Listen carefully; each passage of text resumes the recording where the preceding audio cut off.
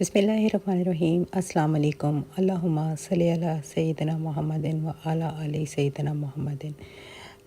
कैसी है मेरी यूट्यूब फैमिली। उम्मीद करती हूँ सब अपने घर में खुश और आबाद होंगे। तो आज मेरे जो वीडियो में ना कुछ दो किस्म की बातें बड़ी मज़े की होने वाली हैं। एक तो हमने जाना है कहीं बाहर, तो उसकी प्रिपरेशन चल रही है, लेकिन उससे पहले जो है हम लोग नाश्ता कर लेंगे। ठीक है, मैं बनाने लगी थी मूली वाले पराठे, तो मैंने कहा चलें झटपट सी एक रेसिपी रैंडम से आपको दे दूं, जिसमें प्याज जा रहा है, धनिया जा रहा है, हरी मिर्च जा रही है, ज़ीरा जा रहा है, नमक, लाल मिर्च और अजवाइन जा रही है। तो ये एक जो है ना, मूली को क्रश करने के बाद मैंने उसका पानी स्क्वीज़ करके और एक मसाला सा बना लिया था, और साथ में मैं बनाने लगी थी इसके पराठे। तो सीज़न में जब विंटर आता है तो ऑब्वियसली सब लोगों के घरों में इसी तरह के नाश्ते बनना शुरू हो जाते हैं। मज़ा आता है, गरम गरम पराठे खाने का बहुत मज़ा आता है। और डिफरेंट डिफरेंट लोग फीलिंग्स कर रहे होते हैं, कोई मूली के, कोई आलू के। छोटे होते हैं मुझे वैसे मूली के पराठे बहुत बुरे लगते थे। अब मुझे नहीं पता, मैं जैसे जैसे बड़ी होती जा रही हूँ वही सब्ज़ियाँ मुझे टेस्टी लगने लग गई हैं, वही पराठे मुझे अच्छे लगने लग गए हैं।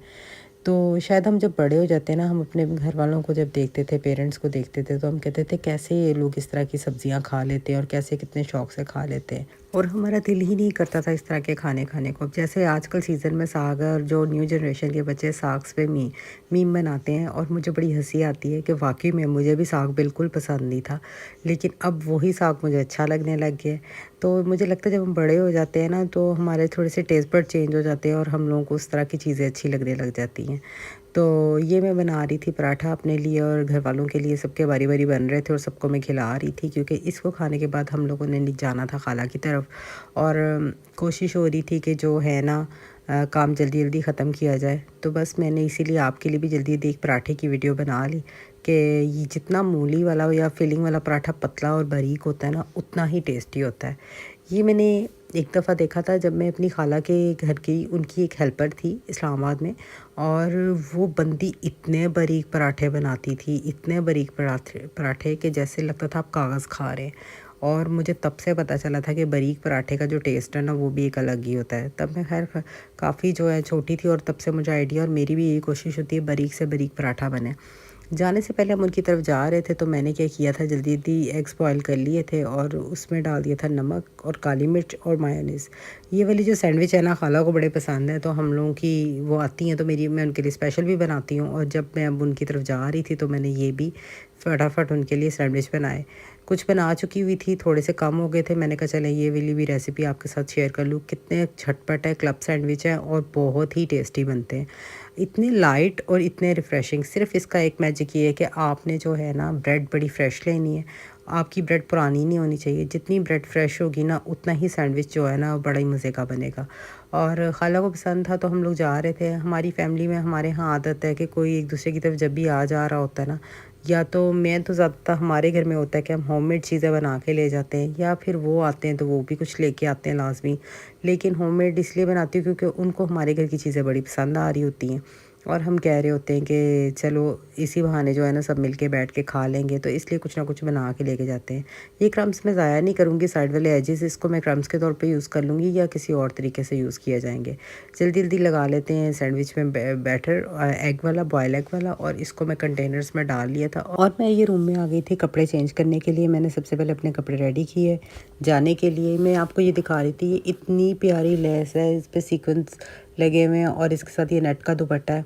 ये ना मारिया बी का सूट है। मैंने इसके बाद ना अभी तक कोई इस तरह का इतना फ़ाइन, इनका जो है ना, वैसे तो बहुत बहुत प्यारे, और अब तो बल्कि बहुत ज़्यादा हैंड वर्क, ज़्यादा वर्क वाले कपड़े आ गए हैं।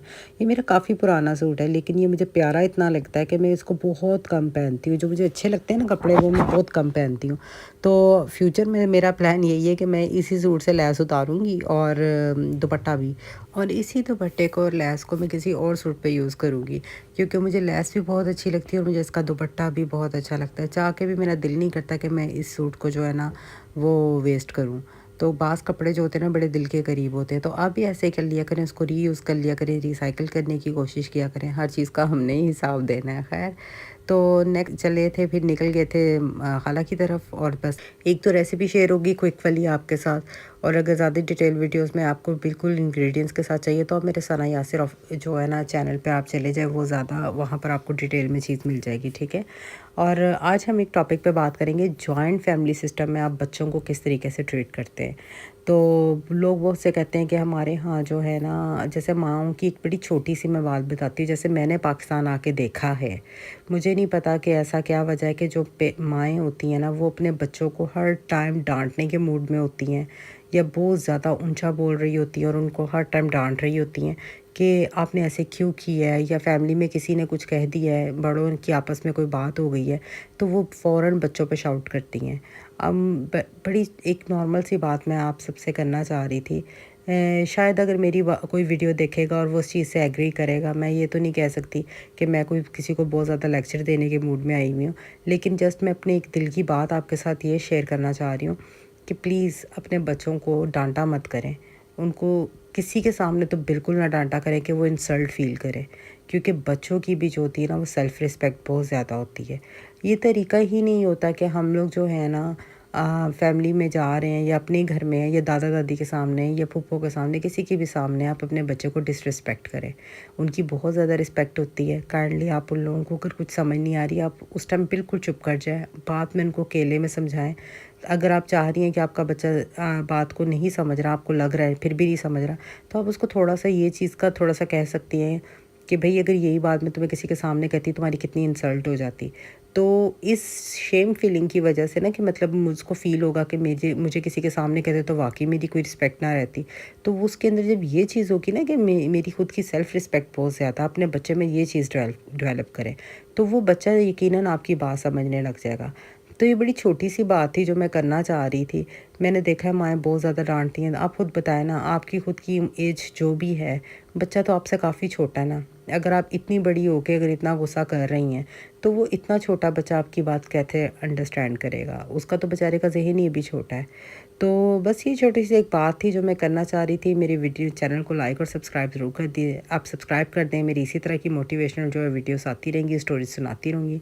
हम खाला के घर गए थे, उन्होंने ये कबाब बनाए हुए थे, और शामी कबाब थे, सीख कबाब थे, और केक और मिठाई और केक सब इस तरह की उन्होंने की थी, और सैंडविच हम बना के लेके गए थे।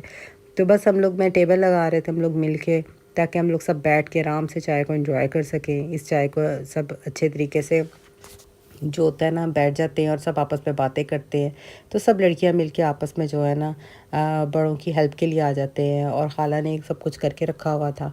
और जब हम गए तो उनकी तो पसंद के सैंडविच थे, और हमारे बच्चों ने बाकी हमने ये खाया। और बाकी एक सेंटर में विंग्स थे, ये भी बड़े अच्छे बने हुए थे। उनकी हेल्पर है जो सब कुछ बनाती हैं, और हम लोग सब इंजॉय कर रहे थे बस। आई होप सो आज की छोटी सी वीडियो मेरी पसंद आई होगी और छोटी छोटी बातें पसंद आई होगी। दुरूद शरीफ पढ़ते रहे, दुआओं में एक दूसरे को याद रखा करें। इंशाल्लाह नेक्स्ट वीडियो में आपके साथ मुलाकात होती है। अल्लाह हाफिज़।